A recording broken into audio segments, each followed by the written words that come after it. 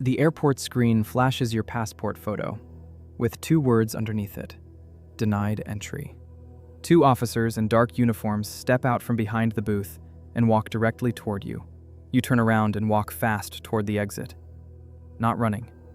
Not yet. 12 hours earlier, you were sitting in a cafe in Lyon, thinking you were invisible. But that morning, someone at Interpol headquarters in Lyon typed your name into the system and pressed enter. Let's go back to the beginning, back to when you were nobody. Level 1, the local warrant. You run a mid-level fraud operation out of Belgrade, forging customs documents for shipments that cross 3 borders. Serbian police don't care because the shipments never stay in Serbia. Hungarian customs flags one of your shipments at the border crossing near Roška. The documents don't match the cargo. And now Budapest sends the file to Vienna. Austria opens a formal investigation and requests cooperation from Serbia and Hungary through Interpol channels. You don't know any of this because you're in a nightclub in Belgrade, spending money you haven't earned yet. Your partner calls at 2 a.m. and says the word customs 3 times in one sentence. You go home, open the laptop, and find that 3 of your shell companies have been flagged by Europol's Financial Crimes Unit. You close the laptop, pack 1 bag, and book a bus ticket to Skopje before sunrise. Level 2, the diffusion notice. Interpol issues a blue notice, which means they're gathering information on you from every member country. 194 countries now have your name in their database. You're in Skopje, using a fake Croatian passport that cost you 8,000 euros and 3 days of waiting. The passport works at bus stations and cheap hotels, but it won't survive an airport scanner. You take buses south through North Macedonia into Greece, crossing at Gevgelia with no problems. In Thessaloniki, you meet a fixer who says he can get you to Turkey for 5,000 euros and a favor you'll owe later. The favor sounds like smuggling, and you're not in a position to say no. Level 3, the yellow notice. A yellow notice means Interpol is warning every country that you pose a serious and imminent threat. You cross into Turkey on a fishing boat from a Greek island at 3 a.m. You land near Bodrum and disappear into the coastal tourist crowds. But the fixer's favor comes calling, and now you're moving a package from Istanbul to Tbilisi that you're told not to open. You open it anyway, and it's 40 forged passports from 6 different countries. You're not just a fraud suspect anymore. You're part of an international document trafficking network. Level 4, the orange notice. An orange notice means Interpol is warning every country that you pose a serious and imminent threat. The package delivery to Tbilisi went fine, but the network you helped just got raided in 6 countries simultaneously. 3 of the arrested men give your name in exchange for reduced sentences within the first 48 hours. You see your own face on a Georgian television news broadcast while eating dinner at a street vendor in Tbilisi. You drop the food and walk away without paying, disappearing into the alley behind the market. You buy a SIM card from a kiosk and call the only number you have left. A smuggler who works the Turkish-Iranian border. He says the route through Van province will cost 15,000 and takes 3 nights on foot. You take a minibus across the Georgian-Turkish border at Sarpi, using the fake Croatian passport one last time. The guard scans the passport, pauses, looks at the screen, looks at you, and waves you through. The fake passport flagged a silent alert in the Interpol Eye 24/7 network, but you won't know that for another 72 hours. Level 5, the Red Notice. A Red Notice is the closest thing Interpol has to an international arrest warrant. Every police officer in 194 countries can now detain you on site. You reach Van province and meet the smuggler at a sheep farm outside the city. He hands you a pair of boots and a wool blanket and says you leave at midnight.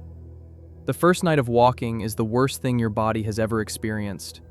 Altitude 6,000 feet, temperature below freezing, and you can see the Iranian border as a faint line of lights in the valley below.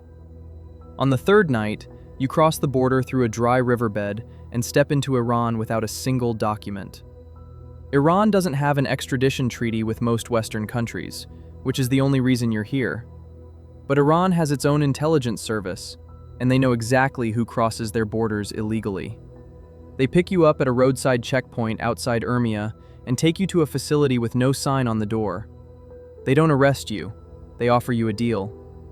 Work for us. Use your document skills to build passports for their operatives, and they'll let you stay indefinitely.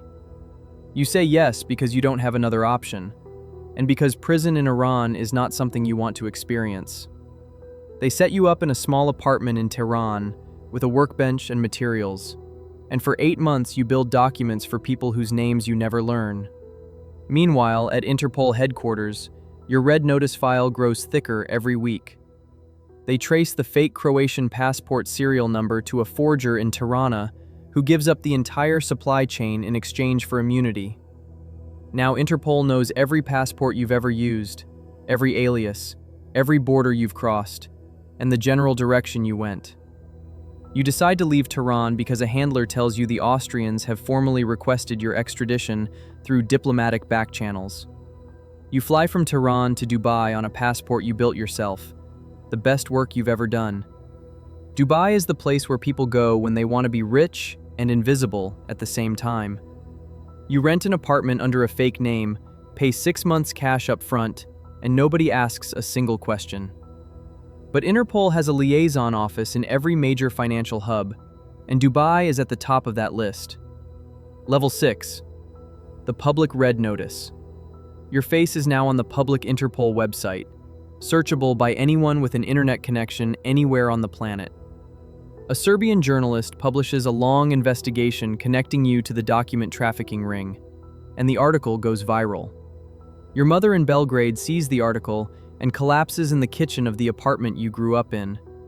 You don't know this happened because you haven't spoken to her in 14 months. Level 7. Active Global Pursuit.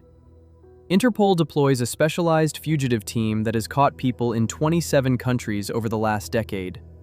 They track your financial trail through Dubai real estate records and find the apartment within 6 days. But when they arrive at the building, the apartment is empty, and the bed is still warm. You're already on a cargo ship headed to Mombasa, hiding in a container you paid a dock worker $3,000 to leave unlocked.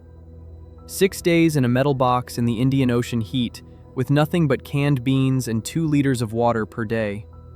You arrive in Mombasa half dead and step onto African soil for the first time in your life. Kenya is an Interpol member, but enforcement in East Africa is thinner than in Europe, and you're counting on that. You take a bus inland to Nairobi, then another to Kampala, then across the border to Kigali, never staying more than 3 days. In Kigali, you make a mistake that changes everything. You use a credit card linked to one of your old shell companies to pay for a hotel room. The transaction triggers an automatic alert at Europol's financial monitoring center in The Hague within 90 seconds. They relay it to Interpol Lyon, who relay it to the Rwandan National Police, who relay it to the hotel within 3 hours. You're asleep when you hear vehicles pulling up outside and the sound of doors slamming. You grab the bag and go out the bathroom window, dropping 1 story onto a tin roof that buckles under your weight. You run through Kigali's back streets barefoot because your shoes are still beside the hotel bed. You make it to the bus station and catch the first bus leaving the city. You don't even check where it's going. The bus goes to Bujumbura, Burundi, one of the least connected countries on the Interpol network. You rent a room from a fisherman on the shore of Lake Tanganyika for $2 a night. For 5 months you live there, eating fish and rice, watching the lake, waiting for nothing. The money is almost gone. $37 in your pocket, and no way to earn more without exposing yourself. Level 8. The Global Dragnet. Interpol deploys Operation Infrared, a coordinated cross-border fugitive hunt involving 12 countries simultaneously. Teams fan out across East Africa, checking every guest house, fishing village, and border town within 500 kilometers of your last known location. The fisherman you rent from sees your face on a poster at the Bujumbura police station when he goes to renew his fishing license. He calls the number on the poster that evening, and 24 hours later, there are 2 SUVs on the dirt road leading to your door. You see them from the window, and you know instantly what they are. You go out the back and run toward the lake where the fishing boats are tied up. You shove a boat into the water and start the outboard motor, but the engine floods and won't catch. They reach the shoreline before the engine starts, and a voice behind you shouts, "Stop!" in 3 languages. You raise your hands slowly, because there is nowhere left on this planet to run.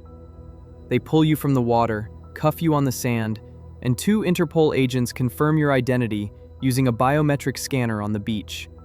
The scanner confirms a match in 4 seconds, and someone radios Lyon with 2 words, "Target acquired." They fly you to Bujumbura Airport in a helicopter and put you on a charter flight to Lyon through Nairobi. The extradition hearing in Lyon takes 11 minutes because 7 countries filed competing requests for your prosecution. Austria wins because they filed first, and their case is the strongest. 14 counts of document fraud, money laundering, and conspiracy. They extradite you to Vienna on a government transport flight, shackled to a seat with 2 Austrian federal police officers watching your every breath. The Austrian trial lasts 3 weeks, and the evidence fills 11 boxes. The judge sentences you to 18 years in Justizanstalt Josefstadt, one of Austria's oldest prisons. The cell is 3 meters by 4 meters, with a window too high to see anything except a strip of gray sky. Your mother writes 1 letter that arrives 3 months after she sent it, and it's the last thing she writes before she dies. 12 years pass, and the world outside moves on completely without you. You get released 4 years early for good behavior and walk out of Josefstadt prison on a Tuesday morning with a plastic bag of belongings. Austria deports you immediately because you're not a citizen. And Serbia won't take you back because you have a warrant there too. You end up stateless in a transit zone at Vienna International Airport for 9 days, while lawyers from 3 countries argue over where to send you. They finally send you to Serbia, where you face a separate trial and another 3 years for the original customs fraud. When you finally walk free for good, you're 51 years old with no money, no passport, no family, and no country that wants you. You visit your mother's grave in a Belgrade cemetery and stand there for an hour because you have nowhere else to be. The Interpol Red Notice stays in the system forever, even after you've served your time, which means every border crossing for the rest of your life will trigger a flag. You are free, technically, but you will never be invisible again. Tomorrow, you are the last agent standing inside the Lubyanka building when the KGB falls.